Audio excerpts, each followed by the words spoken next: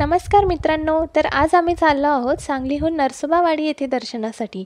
नरसोबावाडी कोल्हापूर जिल्ह्यात कृष्णा आणि पंचगंगा या दोन नद्याच्या संगमावर वसलेले एक पवित्र स्थळ।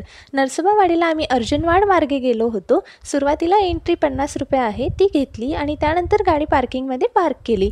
इथे दत्त जयंती आणि गुरुवारी गर्दी फार असते, पण आज वीकडे असल्यामुळे गर्दी थोडी कमी होती।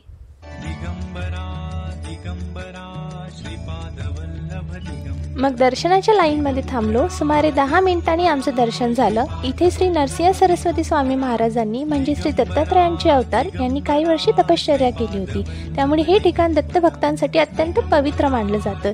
दर्शनानंतर आम्ही आलो हॉटेल सोमन येथे। तिथे आम्ही इथली प्रसिद्ध बासुंदी ट्राय केली, तुम्ही पण नक्की ट्राय करा।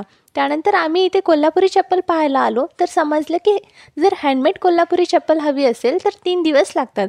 बाकीचे इथे मशीनवर स्टिच केलेले चप्पल होते, सो आम्ही चप्पल न घेताच निघालो। तर मंडळी, हा होता आमचा नरसोबावाडीचा प्रवास। व्हिडिओ आवडला असेल तर नक्की लाईक करा, शेअर करा आणि चॅनलला सबस्क्राईब करा। भेटूया पुढच्या प्रवासात, तोपर्यंत स्टे ट्यून।